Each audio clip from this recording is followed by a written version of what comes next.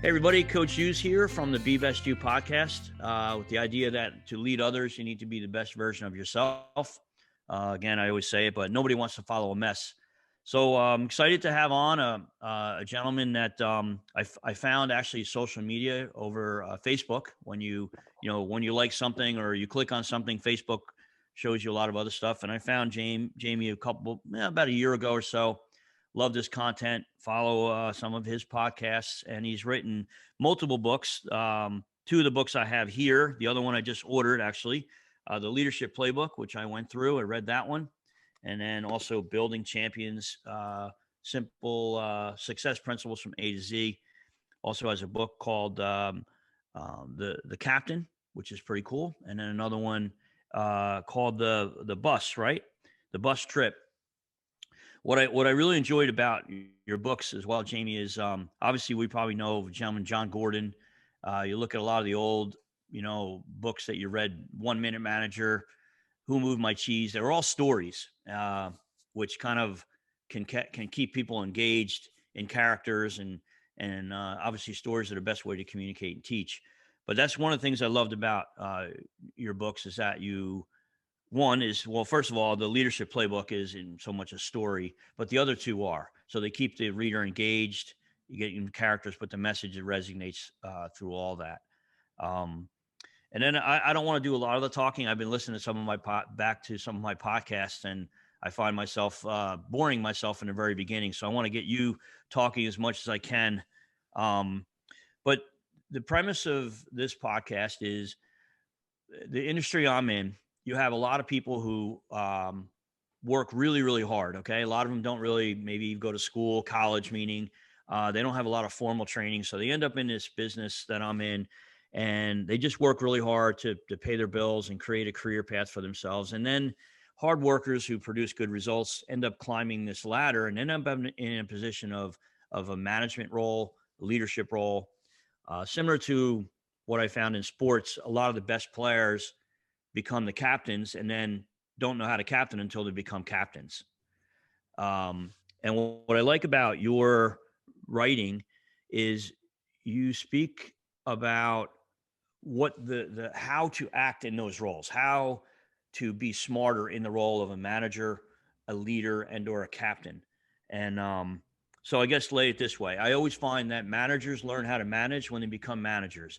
Captains learn how to captain when they become captains. And learning is on the job is the best way. But man, imagine if you could learn how to be a captain or a leader a little bit before, how much shorter of a time you would be and how much more success you would have. So I'm going to leave that to you as well. But I mean, how did all this kind of writing and motivation come about for you? Yeah, I appreciate the question. Appreciate you having me. Definitely, my English teacher in high school would have never thought I would be have anything to do with writing, because I told her pretty much flat out when I was in high school I would never have anything to do with writing. When are we going to need to know this stuff? Yeah. The typical. Now, my math teacher, I still maintain, when will we need to know this math stuff? I have a cell phone and a calculator. I don't need math, but the English teacher definitely, especially when I went into writing, and she sent me a nice little note, funny, kind of sarcastic note once I published my first book. So, but that was nice to hear from her. But the writing part, I wanted to get out the writing. I wanted to get the books into people's hands, because not everybody's going to be able to see me speak. I'm not going to be able to talk to everybody. There's going to be people like you that might have a book of mine, but we've never met in person.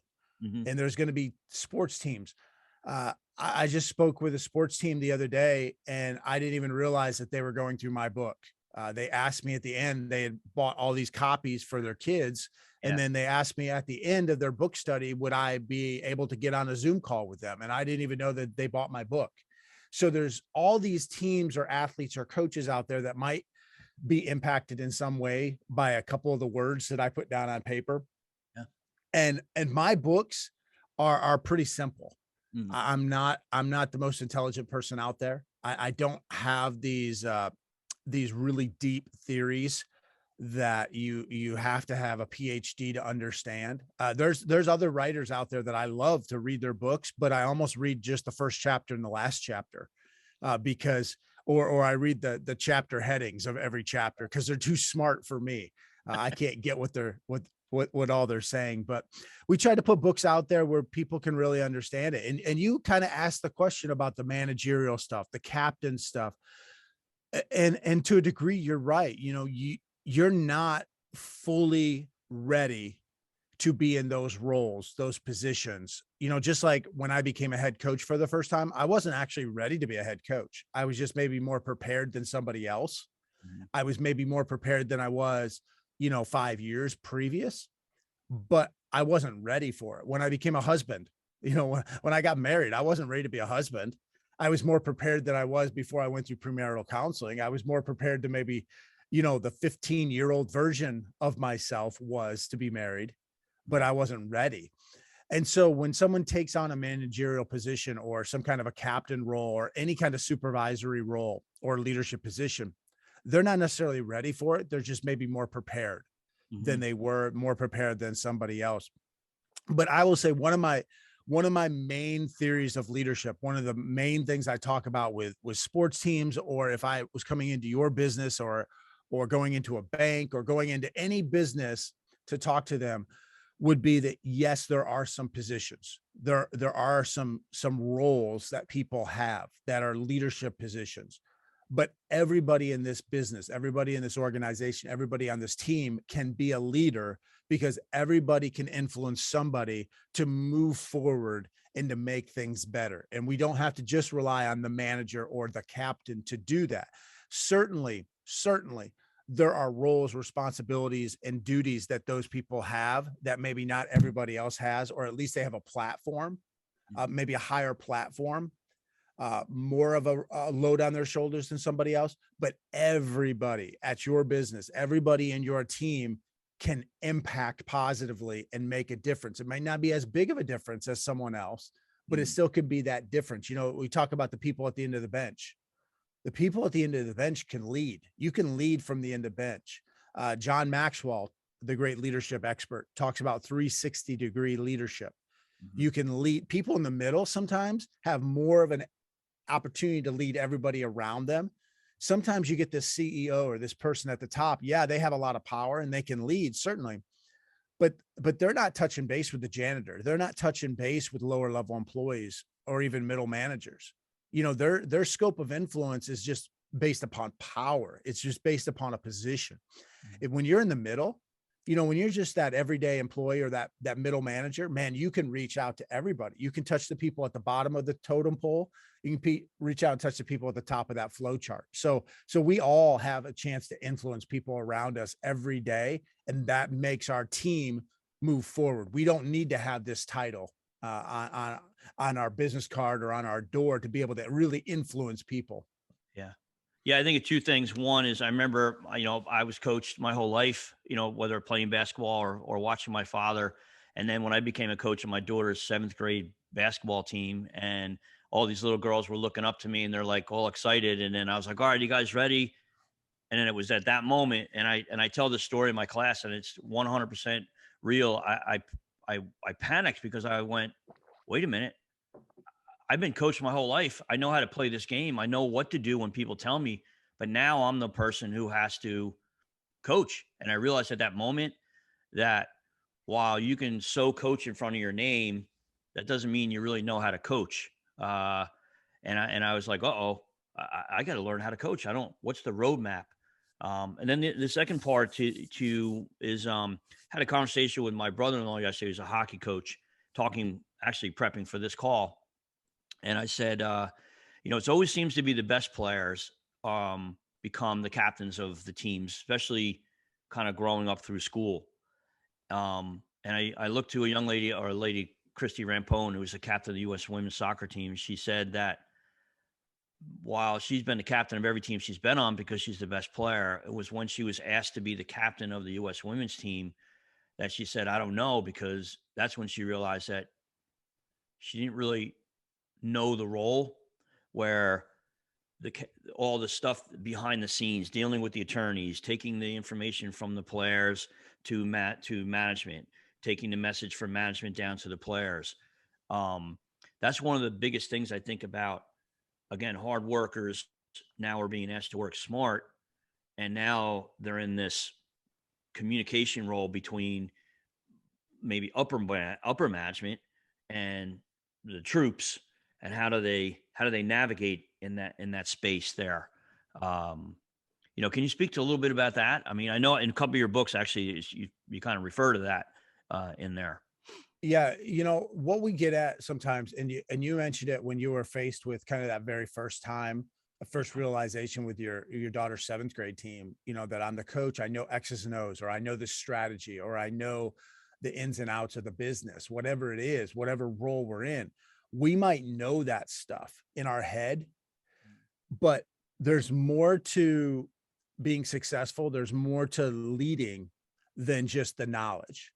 Mm. uh, you know, uh, we have to be able to inspire people, and and certainly there's a difference between that seventh grade team your daughter is on to a Fortune 500 company to the U.S. Olympic soccer team. There's different dynamics to each of those teams. It's not a paint by number situation. But what you do get at is way too many leaders, or specifically coaches, let's say, in the sports world, way too many coaches feel like they're the only leader, or Mm. they want to be the only leader. This is another issue, is ego.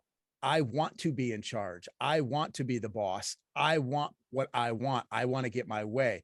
Way Mm. too many people are like that. In fact, my 12-year-old just recently said, I can't wait till I can't wait till I get to be in charge. And I said, why do you want to be in charge, Jalen? And he goes, so I can boss people around. Well, that's a 12-year-old, but unfortunately, that's a lot of adults have that same mentality. I can't wait till I'm the manager or I'm the coach so I can tell people what to do.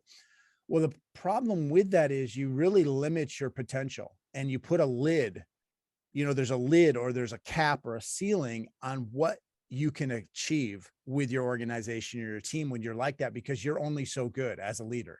Mm. You need everybody. And so the best coaches, so when you talk about you as a coach, or you talk about you and your business, whatever it is, you need people, and you need them not only to be on the same bus, but you need to have them in the same seats. But to get the people on the bus, and to get the people on the seats, in the right seats, to steal the phrasing from Jim Collins and Good to Great, Yeah. well, they got to want to be on that bus, or else they could be on the right bus. They could be in the right seats, but we've all ridden the bus growing up where there's people acting up, and there's people throwing stuff, and people hitting people in the head, or pulling hair, or doing whatever.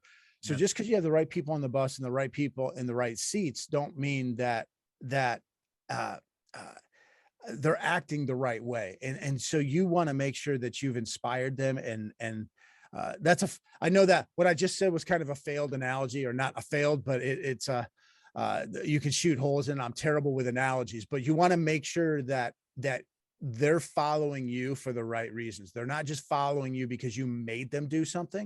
Right. And oftentimes as leaders, I guess this is what my point is our goal is to have compliant followers. Right. Our goal is, man, John, just do it. Why can't you just do what I told you to do? Yeah. Just show up, do what you're supposed to do. But the best teams, the best organizations, their leaders, their goal is to develop other leaders, because I'm not always going to be able to be around, but there's going to be three employees around the proverbial water cooler. There's going to be three kids in the locker room or the back of the bus. And there's not going to be a captain around. There's not going to be a coach around. How are they acting? How are they behaving? And so your culture and what your organization or what your team really becomes is what your kids or what your employees are like when you're not around. Mm-hmm. Well, if we've made it all about us, which a lot of us as leaders do, if we've made it all about us, then when the cat's away, the mice are going to play. They're not going to have the culture that we want them to have and act the way we want them to act, because it's been all about us. Mm-hmm. It's like when the teacher leaves and the substitute comes in, so to speak, they're going to act all how they want to act. We have to empower other people. We have to develop other leaders. It has to be less of us and more of our team members, more of our people, if we want a great team, if we want a great organization. Sometimes we don't. Sometimes we just want to be a great leader in our eyes. We want to be a great manager or supervisor or coach.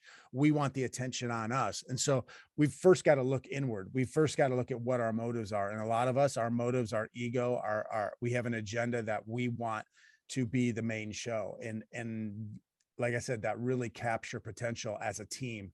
We're all in this together. You know, we win together, we lose together. We celebrate successes together. We overcome obstacles and challenges together. And we can't do that just by ourselves. Yeah, I'm listening, but I'm looking at I'm trying to think which chapter you have in the leadership playbook, but positional leadership 85, page 85, and it's going to be in there, chapter 7, guys, if you get this. But you know, a lot of people ascend to the position of leadership, but then manage from that position.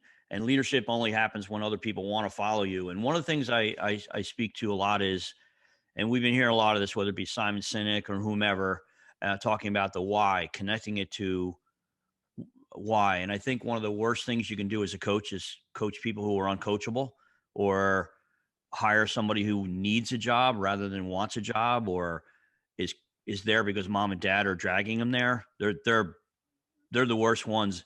And I think I was just thinking, I have impact and influence I wrote down, and I like to play with words sometimes. And I'm thinking a leader is supposed to have impact and influence, but it's more than maybe influence to have impact. I mean, what do you think about that? Influence and impact. Is that something you find that's what a leader and a coach is supposed to have?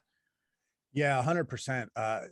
You have to have influence. You have to be somebody that influences, like moves someone forward, you know, Mhm. helps them move, that you influence them.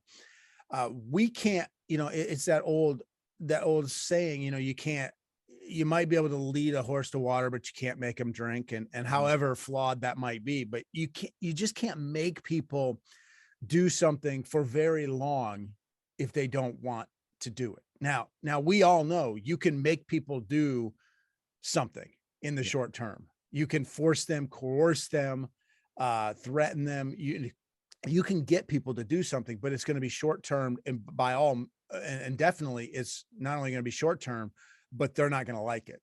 And if Yeah. they don't like it, then what's the point of what are you doing here? I mean, really, what are you doing? If you don't have to be the most liked leader, you don't have to be best friends with everybody, but if your people don't like you, and I know this is controversial, because some people will say, well, I don't need my people to like me. Well, at some point, they're going to have some like or some affinity for you, because the way people are today more than ever is that like is how you get respect and trust eventually. It gets you to hang on. It gives you second and third chances. It lets them listen to you a little bit longer if they like you. If they don't like you, I think gone are the days where, you know, maybe when you were growing up, when I was growing up, John, people would say, well, you know, I really don't like the coach, but I respect them as a coach. I think they know, but I don't like their actions, or I don't like my boss, but you know what? He really knows what he's doing. He gets success, he gets production results. Yeah. I don't think people are like that as much anymore. If they don't like you, they don't give you a chance. And if they don't give you a chance, then you don't get to earn their respect, so to say. And I know that that's kind of a controversial statement, but we don't need to go out trying to be most popular. We don't need to be homecoming king and homecoming queen, where we're the most popular and everybody likes us, where we're best friends with them. But we do have to have that likability factor, that they know that we have their best interest. Mhm. You know, it's that old saying, you know, people don't care how much we know until they know how much we care. I love that. Yeah. Yeah. And a lot of us say that, but we forget that actually, to dive into that second part, is that they know how much we care, not just that we care. They know, not just that we care, but it's that they know. And we oftentimes don't show them that we care about them. And so then they aren't motivated. They don't care. Why should I come to work? Well, I pay you really well and I care about you. Well, I don't care if you care about me if you don't show that. And I don't care if you pay me well because that money doesn't matter when I'm trying to get up in the morning and feed my kids, and, the car is, acting up again, and I just don't want to be here. Like all these kinds of things, if they don't have a purpose, like you mentioned Simon Sinek with know your why, if they don't have a purpose for why they're there, if they don't have a purpose, if you haven't inspired them, then Yeah. it's going to be a pretty boring work environment. It's going to be a pretty bad team environment. And so, yeah, you've got to have influence as a leader to move people forward. So, do they feel like you can take them from where they are to where they want to be? And oftentimes we don't even know where they want to be, Yeah. because we never ask, we never understand them. We never see their point of view. We don't know anything about our people. We Yeah. know our goal. Our goal is to make more widgets, or our goal is to win more games, or our goal is to, these reports have to say something at the end of the month. That's our goal. And so you guys just need to do this. Mm. Well, that's not, they understand they have to do that, but maybe they want something more out of it, or maybe their motivation is this, or you hit upon something at the start of the question is, getting the right people, hiring the right people, but sometimes people just are there because they need a job. Yeah. Well, that might be true, but more and more in today's day and age, most of the people we're dealing with are there not for the same reasons we are. They may be there just because they need a job. Well, that doesn't mean we throw them out or ignore them or say, well, forget you, you don't care about being here. They Mm. may not care about being here in the bigger purpose because they just need this for the paycheck. But can you tap into something? Mm. What will get them to do their job just a little bit better? It doesn't mean taking them from 0 to 10, where 0, they absolutely hate the job to they love the job, let's say. But how can you get them from a 0 to a 1, or a 0 to a 2, or get them from a 3 to a 4? It's Mm. about progress, and slow progress is still better than no progress. And oftentimes as managers and coaches, what we do is we say, oh, this kid is not coachable, or this Yeah. kid's a turd, or this employee, we say as a manager, this employee doesn't care, they're unmotivated. Well, and then we act that way toward them. we Mm. we label them, we box them in, and we don't coach them up. And it doesn't matter if you're in a Fortune 500 company or coaching seventh grade. It doesn't matter. We've got a responsibility as a leader to coach them up and make them as good as they can be. And that only might be going from a 3 to a 5. A 5 might be the best they can ever get, but that's still progress. But oftentimes we say, hey, that 3 is not as good as the 7 or 8, which we need. We need 7s and 8s. Yeah, but you don't have a team full of 7s and 8s right now.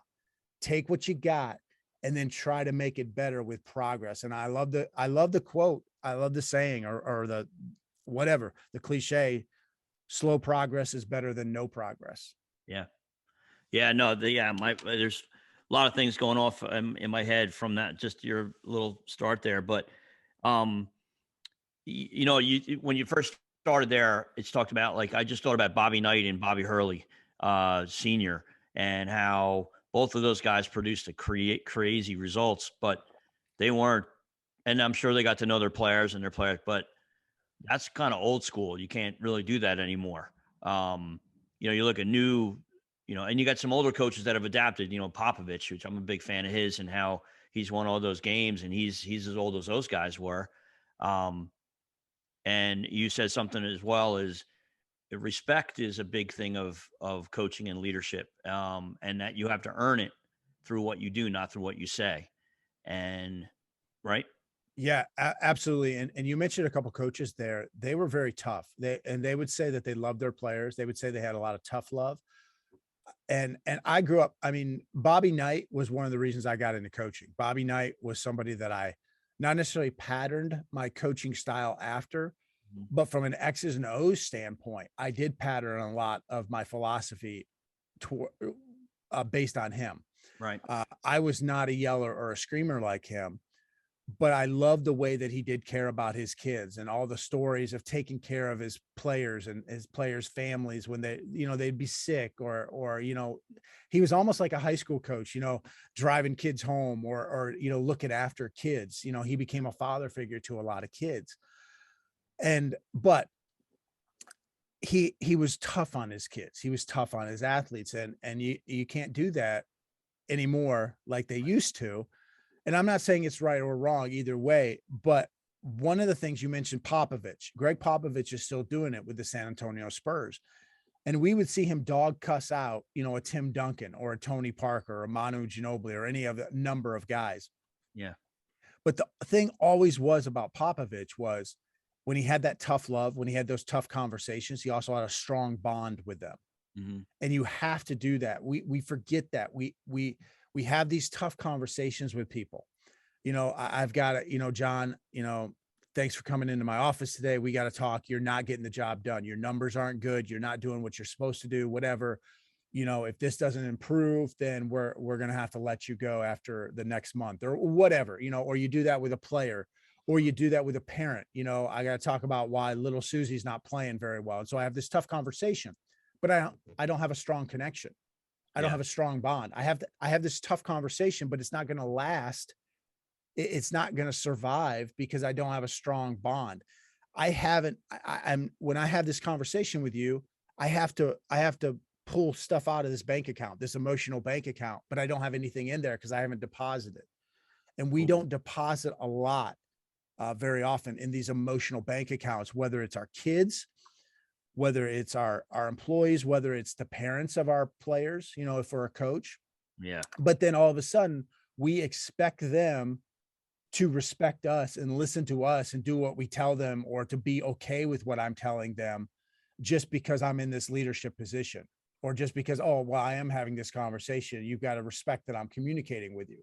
Mm-hmm. Well, no, this is the first time you've communicated with me. This is the first time you've told me this, or you haven't been coaching me up, or you haven't been helping me, or you haven't given me progress reports on my little kid, my player all this time. And now you're going to lay all this stuff out. You haven't deposited anything. And now you're trying to withdraw it.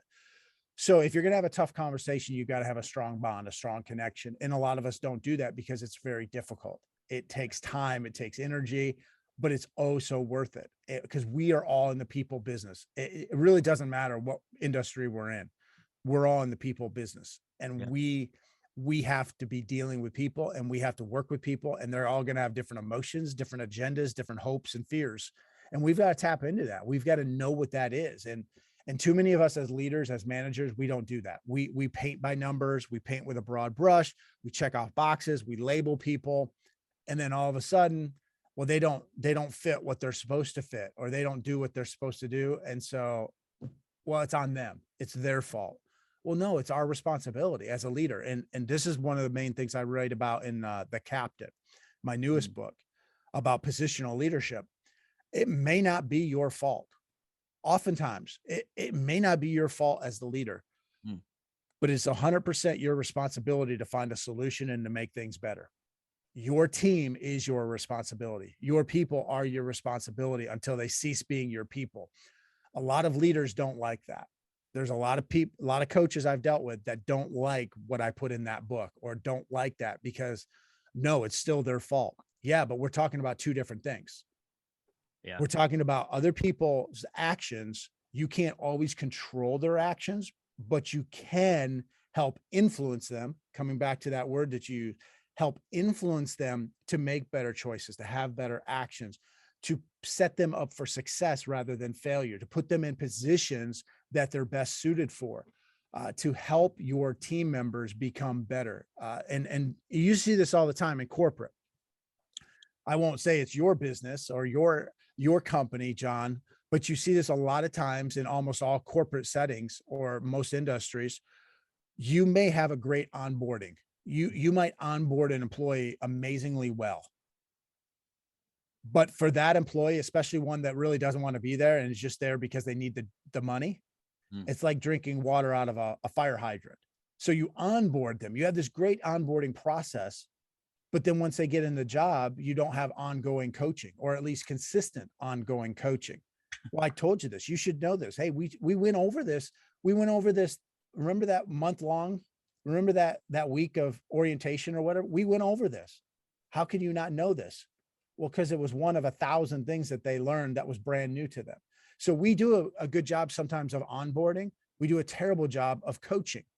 And we don't set our people up for success. We actually set them up for failure. And then we all almost become an I got you an I got you leader, or, well, see, you should have just listened to me. Oh, you should have just paid attention. Whatever it is, fill in the blank, but it becomes it's on them. It's on them. It's on them. Okay, but do we want our team to succeed or not? It's not about us once again.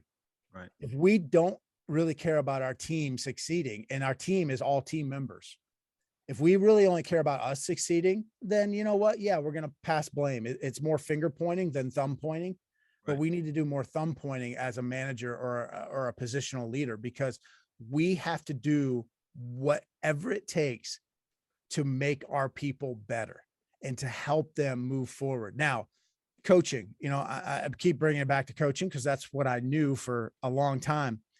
If a kid makes a turnover at the end of the game, yeah, it's not my fault that they did some boneheaded thing right at the end of the game. Mm. But what could I have done leading up to that game to help them handle adversity, handle pressure better? Maybe I put the ball in their hands when they shouldn't have had the ball in their hands. Maybe they're terrible at dribbling left-handed. And I know that. Well, John's terrible with his left hand. Well, why did I just put him in a play where he had to dribble in the left hand in a crucial situation? Mm. I shouldn't have put him in that position. Now, maybe there's nothing I could have done, but what can I do now moving forward that we don't repeat this mistake? That's where I talk about the responsibility of a leader, is to say, how can we set our players, our team members, and our team up for success? Yeah. Okay. So right there, if any of you guys are listening to this, if you don't get like 15 things out of that, then you need to get your ears and your head checked. So a couple of notes I wrote down, and my is one is you talked about respect. We talked about respect and permission, and I always say that is that when you're a leader and your team members respect you, they kind of give you that emotional permission to get on them. So back to like a Bobby Knight and a Bobby Hurley, where both of those guys did love their players and they did a lot for them. They were a lot of the players understood that when they got on them, it was it was correct and it was hard. And I think that the players have to give you that emotional permission only when they respect you. Yeah, and a real quick follow up to that, to tie a bow around that. I love what you said, permission. I love that. And when they do give us permission, Yeah. they're giving us permission because they believe that we can help them achieve something that they want to achieve. Right. We need to remind them of those goals. We need to remind them sometimes of what they're doing this for or why they're doing this. So maybe they're only doing this job because they need the money. Mhm. They've given us permission somewhere along the line to coach them up or to lead them. We need to remind them, hey, what you're doing is awesome right now, or what you're doing, you've improved a lot. And that's really going to help you achieve, this vacation, or to buy this car, or to put your kid through college, or you're doing a great job right now.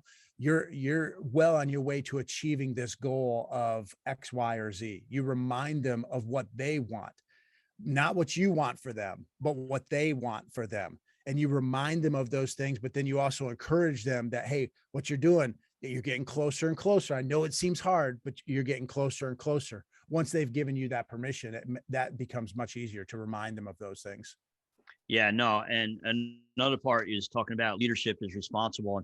And John Gruden, I just, and he has a thing, a quarterback, when he used to evaluate the quarterbacks ahead of time. And there's this one classic one with Jimmy Clausen, and to your point of making a mistake and not losing your mind, but a leader needs to take responsibility for that. And in this interview, Clausen throws a touchdown and he's happy, but then right after that, John Gruden kind of sets him up and he throws an interception. They lose the game.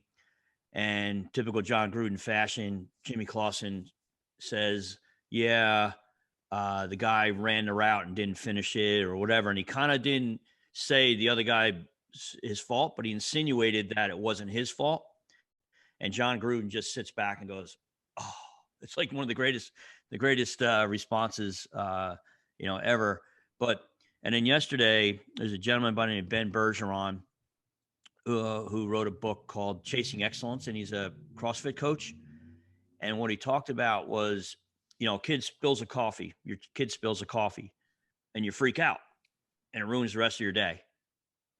Yelling at somebody when they do something like that. But I think what you were saying is of course you want to correct that mistake. Of course you want to make it not happen again, all those kinds of stuff. But by losing your mind when somebody does something wrong, it doesn't have any, you're not going to earn a lot of respect that way.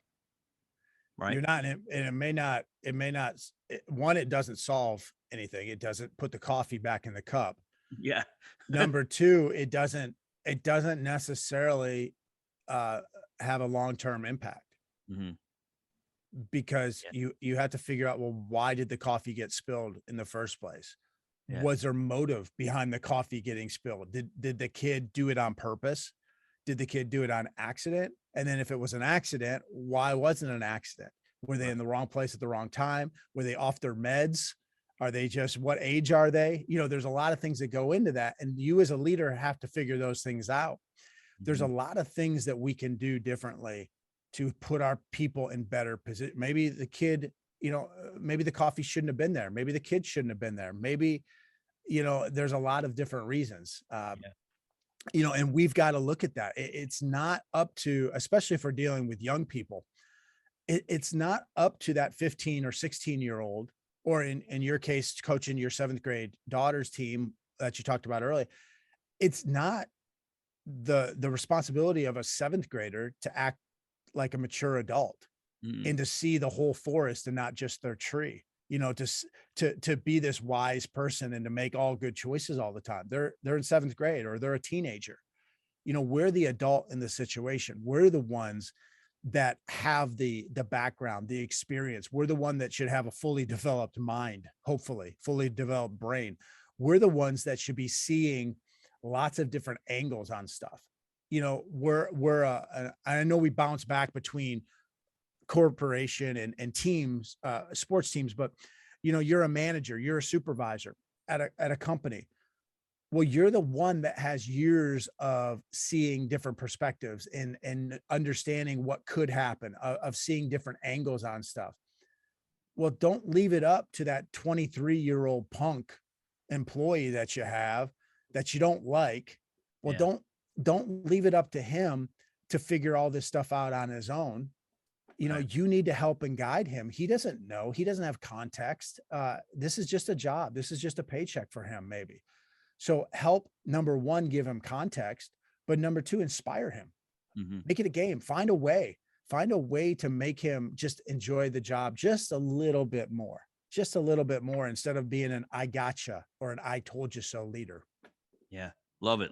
And everything you're saying is spot on of what we communicate, through I have a leadership week. It's a whole week, and we get to kind of tear people down and stuff, and not tear them down in a negative way, in a positive way. But everything you're speaking of is supportive of what we would probably call servant leadership, right? First of all, did you come up with emotional bank account? Because I haven't heard that before. So I'm gonna be adding Jamy Bechler to that one. Emotional bank account. I am sure that there is nothing I say that's original. I don't know. I'm gonna guess. I'm not the smartest guy out there, so I'm not sure I've ever come up with anything original. And if I have, it wasn't very good. Well, I'm gonna give that to you because I read and hear a lot of stuff. That's the first time I heard that, and I'm an analogy guy, and I love that. Where if we can go back to that emotional bank account, and you said something like, well, you can't expect it if there's nothing in their cup. Yeah, it's like a normal bank account, or every time I go into the bank, and I take my son with me, every time he's like, "Can I have some money? Can I have some money?" He's talking to the bank tellers. And we're like, "No, did you put any money in the bank? No. Well, then you can't get any out of the bank." Man, love that. Love it. And it's the same way with us, with our employees or with our sports teams, with our athletes. If we're not investing in them, if we're not putting those emotional deposits, and it's going to look slightly different depending on your situation, but the theory remains the same. If we're not putting anything in, how can we expect to get anything out? Or I would take it another step further too, is the more that we have in there, the more leeway we might get, the more leash we might get, the more rope we might get. So they might give us the benefit of the doubt a little bit longer. So we have these credits, these emotional credits in this emotional bank account and I'm the manager at a bank or a manager at a grocery store, and maybe I do something that my employees don't like or they strongly disagree with. Well, instead of just saying I'm an idiot, if I have this emotional stuff, they're going to refuse to call me an idiot for one day as they take this credit out. Yeah. And then they're going to take another credit the next day. And then if I keep doing stupid stuff, it's going to match those credits I have in that bank account. And eventually those are going to run out. And now they're going to call me an idiot. Now they're not going to give me the benefit of the doubt anymore. It's a bad analogy, but I think No, you I love it. understand where I'm going with that. Yeah. In coaching, if a parent doesn't like what I'm doing and I have no credits in that account, boom, they are bad mouthing me in the stands. They are going to the principal. They're going to the athletic director or whatever. They're telling on me. They're not happy with me. Right. If there's some emotional credits in there, well, then they're taking one out. All right, I'm going to give coach the benefit there. Yeah. And so we need that. We need to be investing in our people, not just from that Machiavellian standpoint, not just so that we have those credits so people give us the benefit of the doubt, but just so we're investing in people in general to make people better. Because when people get better, everybody benefits from that. Yeah. And I love this stuff. I can talk forever and ever. And I know you know, we're almost an hour into this already. So pretty crazy, but kind of bringing it back to the whole idea of this be best you. You can't be a leader to others if you're not good to yourself, and talking about this emotional investment that you're putting in other people. So that emotional bank account that you keep putting into, you know, your athletes or the people you're leading. However, you know, you're a dad, you're a businessman, you travel, you're a spouse, you're coaching others. What I see a lot in the last little piece, maybe what is a nugget? How you can't be good to other people if you're not good to yourself first. And taking care of yourself lots of times is perceived as selfish, when not taking care of yourself is really selfish. What would be one piece of advice that I know it's maybe a tough question, one piece of advice you would give to a aspiring leader or manager to put some emotional into their own emotional bank account, because you can't give it to other people if you don't have any in your own cup? That's a great question. I do not have a good answer. And the reason I don't necessarily have a good answer is, one, I've not ever been great at doing that myself. Yeah. That doesn't mean I'm bad at it. I've just not, I wouldn't call me an expert at work-life balance, at investing in myself with the right balance. First of all, I should even say, and I'm using balance, I don't like that phrase anyways, Right. the work-life balance, because that implies that it needs to be almost 50-50, or it needs to be like a scale. And there's going to be times, like as a basketball coach, it was more work-life alignment. Love it. As opposed to balance, because during, you know, January or February, when it's getting down crunch time into my season, it's not going to be 50% with my team and 50% with my family. It might be 99-1. Yeah. But then in May, when my basketball season is over, I might flip it and be 99% to my family. Right. So sometimes there are these urgent times, but anyways, a couple things came to mind. I know you asked for just one nugget. No, I'm okay. But a couple things come to mind. Number one, we need to be much better at being self-aware. We are not very good as people at being self-aware. We need to evaluate ourselves honestly and not be afraid to look in the mirror and see an accurate reflection of what we are. So we need to take stock of our life. We need to take inventory of our life from an honest perspective. And a lot of us aren't honest with ourselves. Therefore, we can't be honest in our actions and our behaviors. And I'm not talking about honestly like integrity type stuff where you're cheating. I'm not talking that, just the honesty. If we can't be honest with where we're at currently in our lives, what our strengths and weaknesses are, or where our shortfalls are, then we're never going to be honest out there. And so, you know, hey, I gotta invest in me. I gotta invest in me, or else I can't invest in others. So I've got to take this time to invest in me. Yeah. But that means watching 7 hours of Netflix every night for 3 weeks, or that means I'm going to go on this vacation and then I'm going to go over here, or I'm going to go to this casino, or I'm going to go here, or I'm going to go there. And before you know it, our balance, even though I don't like the word necessarily, our balance is totally flipped. And now it's all about me. It's all about, well, I got to refresh. I got to refresh. I got to refresh. Well, you don't have to refresh in all those ways. You don't have to refresh that much sometimes. Sure. But with that being said, I am a firm believer that as a leader, if you want to truly be a good leader and really make a difference in this world, Yeah. a lot of the time you are going to be serving, and it's going to seem like you're doing more for others than you're doing for yourself. Mm-hmm. I think that that's just the cost of doing business when you want to be a servant leader. You're going to serve. You have to be extremely, extremely, this is the one nugget I would give. And I don't know if it's a great nugget, but you have to be extremely, extremely intentional and be analytical about how you're going to go about this process. So you have to be intentional. Where am I? And it might even be putting it on the calendar. Where am I going to have me time? Where am I going to have family time? If this stuff is important to me, I forget who it said, but people are going to know your priorities based upon your bank account and your calendar.